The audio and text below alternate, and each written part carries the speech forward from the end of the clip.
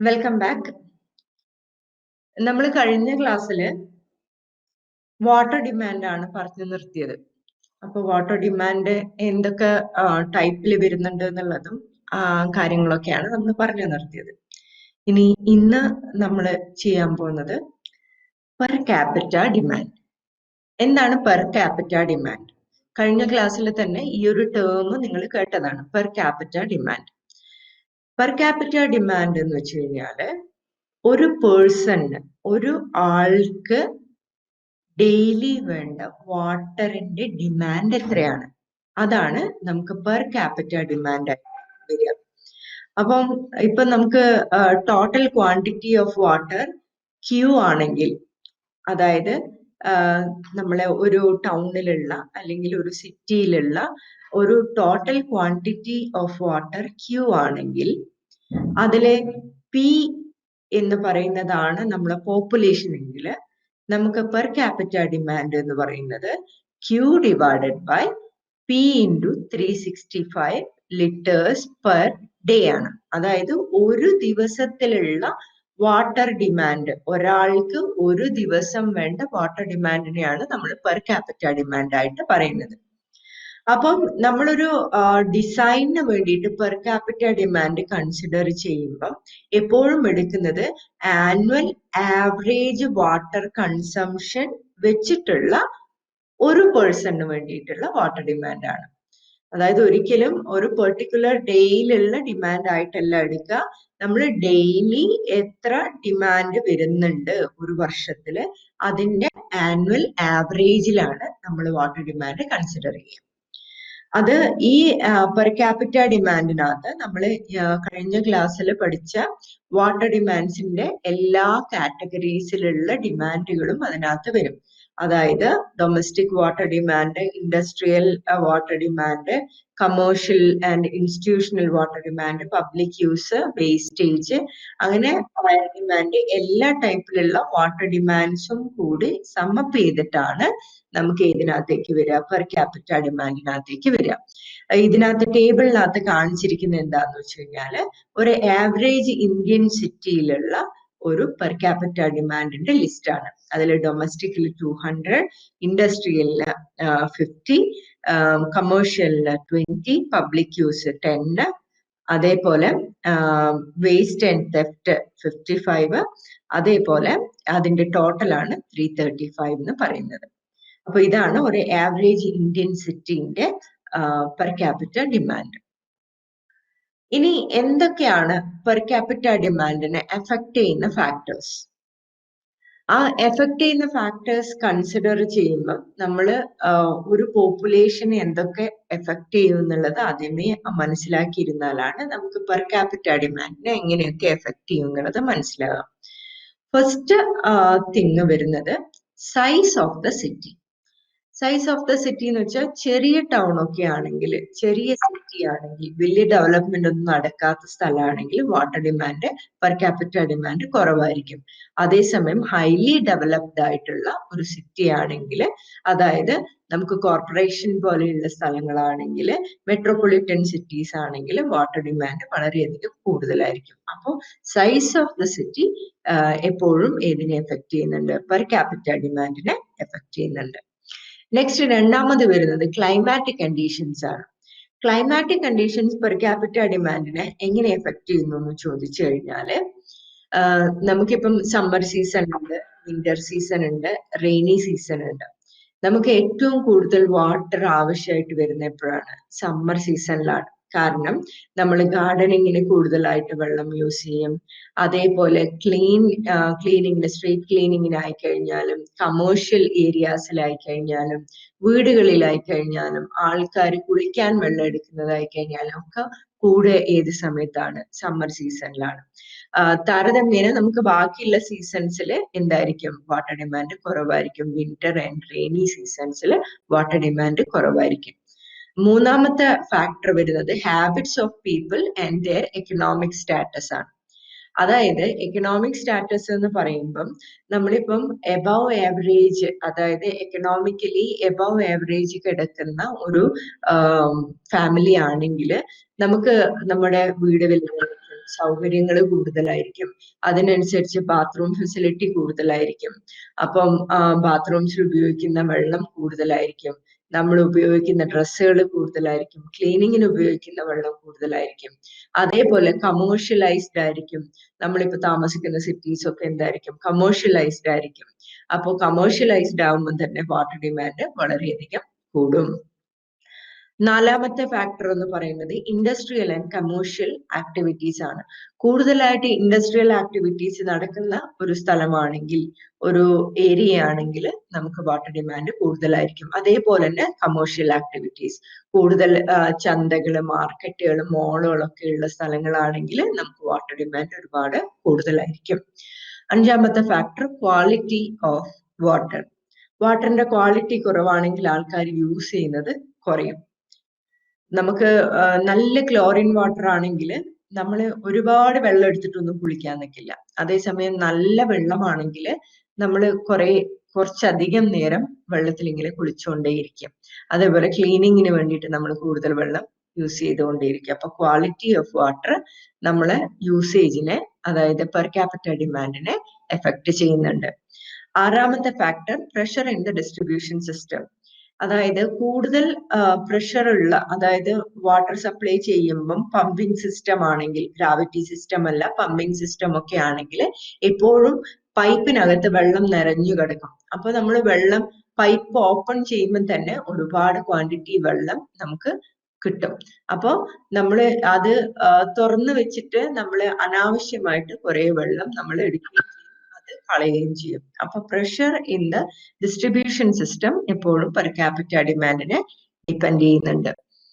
അതേപോലെ seventh one ആണ് development of sewerage facilities. അപ്പൊ നല്ല പോലെ ഡെവലപ്ഡ് ആയിട്ടുള്ള ഒരു സ്ഥലമാണെങ്കിൽ സീവറേജ് ഫെസിലിറ്റി ഒക്കെ നല്ല കൂടുതലായിരിക്കും. പൊതുവായിട്ടുള്ള ക്ലെൻലിനെസ് ഒക്കെ കൂടുതലായിരിക്കും. അപ്പൊ ആ സ്ഥലങ്ങളിലും പെർ ക്യാപിറ്റ ഡിമാൻഡ് കൂടുതലായിരിക്കും. Eighth one system of supply. System of supply എന്ന് വെച്ച് കഴിഞ്ഞാല് നമുക്ക് ചില ഏരിയാസിൽ വാട്ടർ അതോറിറ്റിന്ന് വെള്ളം വരുമ്പം കണ്ടിന്യൂസ് ആയിട്ട് വെള്ളം വരും. നമ്മളിപ്പം നല്ല ഡെവലപ്ഡ് ആയിട്ടുള്ള അല്ലെങ്കിൽ നല്ല കമേഴ്ഷ്യലൈസ്ഡ് ആയിട്ടുള്ള മെട്രോപൊളിറ്റൻ സിറ്റീസ് ആണെങ്കിൽ 24 hours നമുക്ക് 24/7 എന്ന് പറയുന്നത് പോലെ എല്ലാ സമയത്തും വെള്ളം പൈപ്പിൽ കൂടെ അവൈലബിൾ ആയിരിക്കും വാട്ടർ സപ്ലൈ സിസ്റ്റത്തിനകത്ത്. പക്ഷെ ചില ഏരിയസിനകത്ത് നമുക്ക് ഇന്റർമിറ്റന്റ് ആയിട്ടാണ് വെള്ളം വരിക. ചിലപ്പം രാവിലെ വെള്ളം വരും, അല്ലെങ്കിൽ വൈകുന്നേരം ആയിരിക്കും വെള്ളം വരിക. അപ്പം ഈ ഇന്റർമിറ്റന്റ് ആയിട്ട് വെള്ളം കിട്ടുന്ന സമയത്ത് ആൾക്കാർ എന്ത് ചെയ്യും എന്ന് വെച്ച് കഴിഞ്ഞാല് വെള്ളം സ്റ്റോർ ചെയ്ത് വെക്കും. അപ്പൊ സ്റ്റോർ ചെയ്ത് വെച്ചിട്ട് സൂക്ഷിച്ചാണ് ഉപയോഗിക്കുക. അപ്പൊ അതുകൊണ്ട് തന്നെ വെള്ളത്തിന്റെ യൂസേജ് എന്തായിരിക്കും? കുറവായിരിക്കും. അതേസമയം സ്ഥിരമായിട്ട് വെള്ളം കിട്ടിക്കൊണ്ടിരിക്കുന്ന സ്ഥലങ്ങളാണെങ്കിൽ നമ്മൾ കൂടുതലായിട്ട് വെള്ളം യൂസ് ചെയ്യുകയും പെർ ക്യാപിറ്റ ഡിമാൻഡ് കൂടുകയും ചെയ്യും. പിന്നെ ഉള്ളത് കോസ്റ്റ് ഓഫ് വാട്ടർ. നമ്മൾ വെള്ളത്തിന്റെ പൈസ, നമ്മളിപ്പം വാട്ടർ അതോറിറ്റിക്കൊക്കെ പൈസ കൊടുക്കുന്നുണ്ട്. അപ്പൊ പൈസ കൊടുക്കുന്നതിന്റെ ക്വാണ്ടിറ്റി, അതായത് കോസ്റ്റ് കൂടുതലാണെങ്കിൽ പെർ ലിറ്റർ നമുക്ക് കോസ്റ്റ് കൂടുതലാണെങ്കിൽ നമ്മുടെ യൂസേജ് കുറയും. അത് കോസ്റ്റ് കുറയുന്നതിനനുസരിച്ചിട്ട് നമ്മൾ കൂടുതലായിട്ട് വെള്ളം യൂസ് ചെയ്യും. അപ്പൊ കോസ്റ്റ് ഓഫ് വാട്ടറും നമ്മൾ ഏതിനെ എഫക്ട് ചെയ്യുന്നുണ്ട്? പെർ ക്യാപിറ്റ ഡിമാൻഡിനെ എഫക്ട് ചെയ്യുന്നുണ്ട്. Last one, 10th one, policy of metering and charging method ആണ്. മീറ്ററിംഗ് എന്ന് വെച്ച് കഴിഞ്ഞാല് നമ്മൾ പല സ്ഥലത്തും പല വീടുകളിലും പല സർവീസ് കണക്ഷൻസിലും നമ്മൾ വെള്ളത്തിന്റെ വാട്ടർ മീറ്റർ വെച്ചിട്ടുണ്ടാവും. ഈ വാട്ടർ മീറ്റർ കറക്റ്റ് ആയിട്ട് വർക്ക് ചെയ്യുന്നതല്ലെങ്കിൽ നമുക്ക് എന്തായിരിക്കും? വെള്ളം നമ്മൾ ഒരുപാട് യൂസ് ചെയ്യും. ആ വാട്ടർ മീറ്റർ കറക്റ്റ് ആയിട്ട് റീഡ് ചെയ്യുന്നതാണെങ്കിൽ നമ്മുടെ യൂസേജ് വളരെ കുറവായിരിക്കും. അതേപോലെ ചാർജിങ് മെത്തേഡ്സ്, നമ്മളിപ്പം എന്തെങ്കിലും തെഫ്റ്റോ എന്തെങ്കിലും കണ്ടിട്ടാവുമ്പോ ഫൈനോ അങ്ങനെയുള്ള കാര്യങ്ങളൊക്കെ നല്ല ഹെവി ഡ്യൂട്ടി ആയിട്ടുള്ള ഹെവി പൈസ നമുക്ക് ചാർജ് ചെയ്ത് കഴിഞ്ഞാൽ നമ്മുടെ യൂസേജ് ഓട്ടോമാറ്റിക്കലി കുറയും. അപ്പൊ ഇത്രയും ഫാക്ടേഴ്സ് ആണ് പെർ ക്യാപിറ്റ ഡിമാൻഡിനെ എഫക്ട് ചെയ്യുന്നത്. അപ്പം ഇതൊക്കെ കൊണ്ട് നമ്മൾ കൺസിഡർ ചെയ്തിട്ടാണ് ഒരു സിറ്റിന്റെ അല്ലെങ്കിൽ ഒരു പെർട്ടിക്കുലർ ഏരിയയുടെ പെർ ക്യാപിറ്റ ഡിമാൻഡ് നമ്മൾ ഡിസൈനിന് വേണ്ടിയിട്ട് ഫിക്സ് ചെയ്യുന്നത്.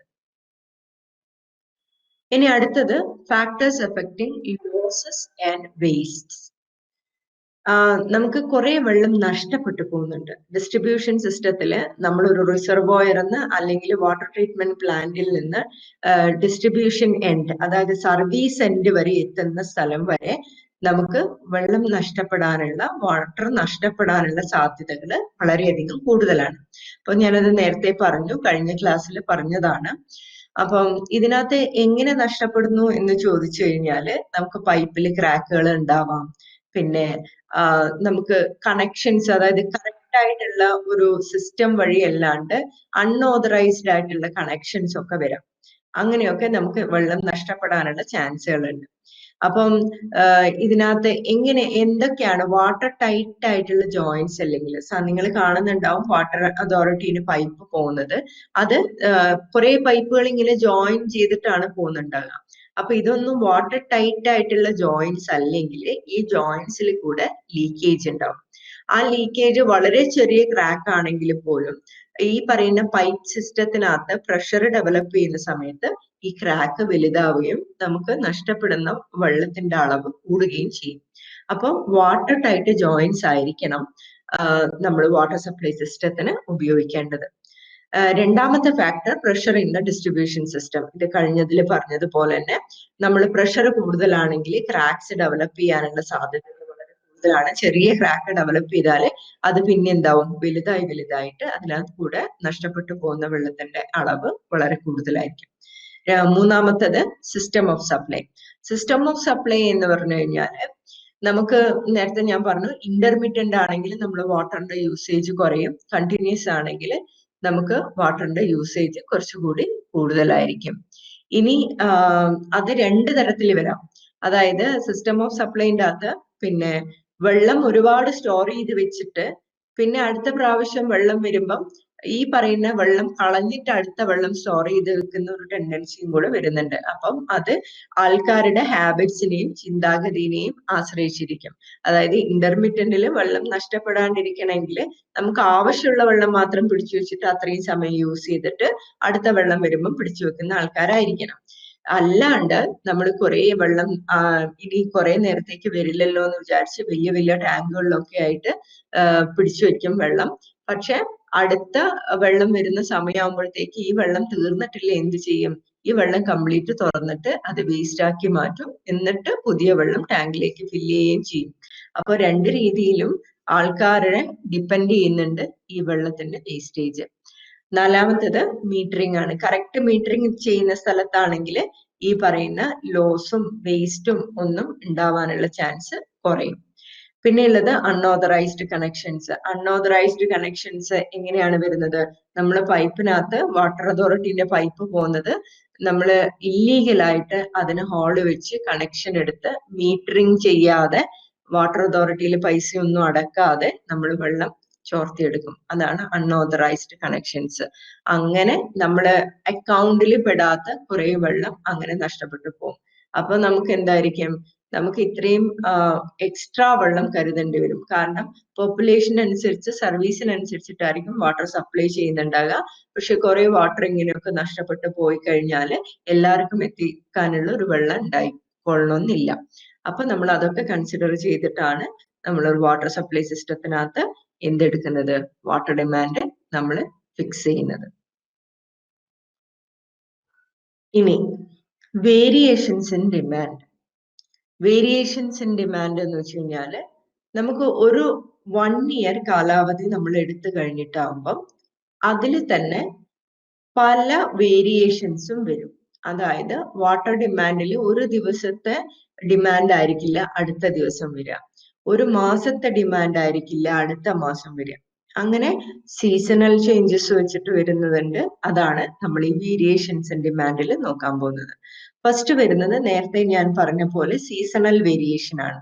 അതായത് നമുക്ക് സമ്മർ സീസണിൽ കുറച്ചുകൂടി വെള്ളം യൂസ് ചെയ്യുന്നത് കൂടുതലായിരിക്കും. എന്തുകൊണ്ടാണെന്ന് വെച്ച് കഴിഞ്ഞാല് വെറും നമ്മൾ ഈ ഗാർഡനിങ്ങിന് ഉപയോഗിക്കുന്നതുകൊണ്ട് മാത്രമല്ല, സമ്മർ സീസൺസിലാണ് കുറെ ഫോറസ്റ്റ് ഫയർ ഒക്കെ വരാനുള്ള ചാൻസ് കൂടുതൽ. അപ്പം ഫോറസ്റ്റ് ഫയർ ഒക്കെ വരുന്ന സമയത്ത് നമുക്ക് ഫയർ ഫൈറ്റിങ്ങിന് വേണ്ടിയിട്ട് കൂടുതലായിട്ട് വാട്ടർ യൂസ് ചെയ്യേണ്ടതായിട്ട് വരും. അപ്പൊ നമുക്ക് അതിനെ ആവശ്യമുള്ള വെള്ളം കരുതേണ്ടതായിട്ട് വരും. അപ്പൊ സമ്മർ സീസണിൽ നമ്മൾ ഉപയോഗിക്കുന്ന വെള്ളത്തിന്റെ അളവ് വളരെ കൂടുതലായിരിക്കും. കമ്പാരിറ്റീവ്ലി നമുക്ക് വിന്ററിലും റെയിനി സീസണിലും എന്തായിരിക്കും, കുറവായിരിക്കും വാട്ടർ ഡിമാൻഡ്. പിന്നെ വരുന്നത് ഡെയിലി വേരിയേഷൻസ് ആണ്. ഡെയിലി വേരിയേഷൻസ് എങ്ങനെ വരുന്നതെന്ന് വെച്ച് കഴിഞ്ഞാല്, ഇപ്പം ഓഫീസ് ഡേയ്സ് ആണെങ്കിൽ, വർക്കിംഗ് ഡേയ്സ് ആണെങ്കിൽ നമുക്ക് വാട്ടറിന്റെ യൂസേജ് വളരെ കുറവായിരിക്കും. അതേസമയം നമ്മള് ലീവ് ഡേയ്സ് ആണെങ്കിൽ, വീട്ടിൽ തന്നെ ഇരിക്കുന്ന സമയമാണെങ്കിൽ വാട്ടറിന്റെ യൂസേജ് കൂടുതലായിരിക്കും. കാരണം ഓഫീസിൽ പോകുന്ന സമയത്ത് ആൾക്കാർ ഓഫീസിൽ നിന്നും വെള്ളം അങ്ങനെ ഓവറായിട്ട് ഉപയോഗിച്ചിട്ട് തീർക്കൊന്നുമില്ല. നമ്മള് വീടുകളിലായിരിക്കുമ്പോഴാണ് കൂടുതൽ ക്ലീനിങ്ങിന് വേണ്ടിയിട്ടും ബാത്തിങ്ങിന് വേണ്ടിയിട്ടും ഗാർഡനിങ്ങിന് വേണ്ടിയിട്ടൊക്കെ ഒരുപാട് വെള്ളം യൂസ് ചെയ്യുന്നുണ്ട്. അപ്പം വർക്കിംഗ് ഡേയ്സിൽ ആദ്യത്തെ നമ്മള് മൺഡേ ടു ഫ്രൈഡേ നമുക്ക് വാട്ടറിന്റെ യൂസേജ് കുറവായിരിക്കും. സാറ്റർഡേ സൺഡേസിലാണ് വാട്ടറിന്റെ യൂസേജ് കൂടുതലായിട്ട് വരിക. അതാണ് ഡെയിലി വേരിയേഷൻ വരുന്നത്. പിന്നെ ഉള്ളത് അവർലി വേരിയേഷൻ ആണ്. അവർലി വേരിയേഷൻ എന്ന് വെച്ച് കഴിഞ്ഞാല്, നമ്മളിപ്പം കുട്ടികളെ സ്കൂളിൽ വിടുന്ന സമയം, രാവിലത്തെ ആ ഒരു ഓഫീസിലേക്ക് എത്തുന്ന സമയം, അതായത് രാവിലെ എണീറ്റ് ഒരു 5 o'clock മുതൽ 8 o'clock ഓർ 9 o'clock വരെയുള്ള ടൈമിൽ നമുക്ക് വാട്ടറിന്റെ യൂസേജ് വളരെയധികം കൂടുതലായിരിക്കും. അതിനുശേഷം ഓഫീസ് ടൈം വരുന്ന സമയം, അതായത് ഒരു 9 to 4 വരെയുള്ള സമയം, 9 to 4 ഓർ 9 to 5 വരെയുള്ള സമയം വാട്ടറിന്റെ യൂസേജ് വളരെ കുറവായിരിക്കും. അത് കഴിഞ്ഞിട്ട് ഓഫീസ് അവേഴ്സ് കഴിഞ്ഞിട്ട് വീട്ടിലേക്ക് തിരിച്ചെത്തുന്ന സമയം, ആ തിരിച്ചെത്തുന്ന സമയത്തും നമുക്ക് വാട്ടറിന്റെ യൂസേജ് കൂടുതലായിരിക്കും. അതാണ് അവർലി വേരിയേഷൻസിനകത്ത് വരിക. അപ്പൊ ഇതാണ് വേരിയേഷൻസ് ഇൻ ഡിമാൻഡ്. അപ്പം എങ്ങനെ നമ്മൾ ഇതൊക്കെ കൂടി കണക്കിലെടുത്തുകൊണ്ടാണ് നമ്മൾ ഡിസൈനിന് വേണ്ടിയിട്ട് വാട്ടർ ഡിമാൻഡ് കൺസിഡർ ചെയ്യാം. അപ്പം നമുക്ക് ഡിസൈനിന് വേണ്ടിയിട്ട് ഏറ്റവും ആവശ്യമുള്ള ഒരു സാധനമാണ് മാക്സിമം ഡെയിലി ഡിമാൻഡ്. അതായത് നമുക്ക് ഡിസൈൻ പർപ്പസിന് വേണ്ടിയിട്ടാണ് നമ്മൾ ഈ ടേം യൂസ് ചെയ്യുന്നത്, മാക്സിമം ഡെയിലി ഡിമാൻഡ്. അതായത് ആവറേജ് ഡെയിലി ഡിമാൻഡിന്റെ 1.8 ടൈംസ് ആണ് മാക്സിമം ഡെയിലി ഡിമാൻഡ് വരിക. ഇനി നമുക്ക് maximum hourly demand of maximum day, that is peak demand. അതായത് ഒരു വർഷത്തെ നമ്മൾ എടുത്തു കഴിഞ്ഞിട്ടാവുമ്പം അതിൽ ഏത് ദിവസമാണോ മാക്സിമം ഡിമാൻഡ് വരുന്നത്, ആ ദിവസത്തെ ഏത് അവറിലാണോ മാക്സിമം ഡിമാൻഡ് വരുന്നത്, അതാണ് maximum hourly demand of maximum day or peak demand. അത് നമ്മൾ കാൽക്കുലേറ്റ് ചെയ്യുന്നത് എങ്ങനെയാന്ന് വെച്ച് കഴിഞ്ഞാല് 1.5 times the maximum daily demand divided by 24. കാരണം നമ്മൾ എന്താ കണ്ടുപിടിക്കുന്നത്, അവർലി ഡിമാൻഡ് ആണ്, അതുകൊണ്ട് ഡിവൈഡഡ് ബൈ 24. അപ്പം ഈ മാക്സിമം ഡെയിലി ഡിമാൻഡ് എന്ന് പറയുന്നത് എന്താണ്, 1.8 times the average daily demand ആണ്. അപ്പൊ അതിവിടെ സബ്സ്റ്റിറ്റ്യൂട്ട് ചെയ്തു. അപ്പൊ ഇക്വേഷൻ നമുക്ക് ഇങ്ങനെ മാറ്റി എഴുതാം, 2.7 times annual average hourly demand. ഇത് നമുക്ക് ഡിസൈനിന് വേണ്ടിയിട്ട് ആവശ്യമായിട്ട് വരും. ഇനിയുള്ളത് കോയിൻസിഡന്റ് ഡ്രാഫ്റ്റ് ആണ്. കോയിൻസിഡന്റ് ഡ്രാഫ്റ്റ് എന്ന് വെച്ച് കഴിഞ്ഞാല് maximum daily demand plus fire demand ആണ് വരിക. എന്താണ് ഈ കോയിൻസിഡന്റ് ഡ്രാഫ്റ്റ്? കോയിൻസിഡന്റ് ഡ്രാഫ്റ്റ് എന്ന് വെച്ചാൽ അൺഎക്സ്പെക്റ്റഡ് ആയിട്ട് പല കാര്യങ്ങളും ചില ഏരിയാസിൽ സംഭവിക്കാം. ആ സംഭവിക്കുന്ന സമയത്ത് നമുക്ക് കൂടുതലായിട്ട് വാട്ടർ ഡിമാൻഡ് ഉണ്ടാവും. ഇപ്പം അൺഎക്സ്പെക്റ്റഡ് ആയിട്ട് ഒരു ബിൽഡിങ്ങിൽ ഒരു ഫയർ വന്നു. അപ്പൊ ഫയർ വന്നിട്ടാവുമ്പം അതിനെ എക്സ്റ്റിങ്വിഷ് ചെയ്യാൻ വേണ്ടിയിട്ട് നമുക്ക് കൂടുതലായിട്ട് വാട്ടർ യൂസ് ചെയ്യേണ്ടതായിട്ട് വരും. അപ്പൊ അങ്ങനെ കോയിൻസിഡന്റ് ഡ്രാഫ്റ്റ് ആണ് അവിടുത്തെ ഡിസൈൻ പർപ്പസിന് വേണ്ടിയിട്ട് ഉപയോഗിക്കുക. അത് സർട്ടൺ ഏരിയാസിൽ നമ്മൾ സർട്ടൺ കാര്യങ്ങൾ നമ്മൾ കൺസിഡർ ചെയ്യുമ്പം അതാണ് എന്തായിട്ട് വരിക, കോയിൻസിഡന്റ് ഡ്രാഫ്റ്റ് ആയിട്ട് നമ്മൾ കൺസിഡർ ചെയ്യുക. അപ്പൊ ആ പെർട്ടിക്കുലർ സ്ഥലത്ത് ഡിസൈനിന് മാക്സിമം ഡെയിലി ഡിമാൻഡ് എടുക്കുന്നതിന് പകരം നമ്മൾ എടുക്കുന്നുണ്ടാകുക കോയിൻസിഡന്റ് ഡ്രാഫ്റ്റ് ആണ്. അപ്പം ഈ കോയിൻസിഡന്റ് ഡ്രാഫ്റ്റ് വെച്ചിട്ട് ഈ സെഷൻ അവസാനിക്കുകയാണ്. അപ്പം നമ്മള് വേരിയേഷൻസ് ഇൻ ഡിമാൻഡ് കണ്ടു, പെർ ക്യാപിറ്റ ഡിമാൻഡിനെ എഫക്ട് ചെയ്യുന്ന ഫാക്ടേഴ്സ് കണ്ടു, പെർ ക്യാപിറ്റ ഡിമാൻഡ് എന്താണെന്ന് കണ്ടു, അതേപോലെ ഫാക്ടേഴ്സ് എഫക്റ്റിംഗ് ലോസസ് ആൻഡ് വേസ്റ്റും കണ്ടു. അപ്പോൾ ഇത്രയാണ് ഇന്നത്തെ ഈ ക്ലാസിന്റെ സെഷൻ. അപ്പോൾ നെക്സ്റ്റ് ക്ലാസ് കാണാം. ബൈ.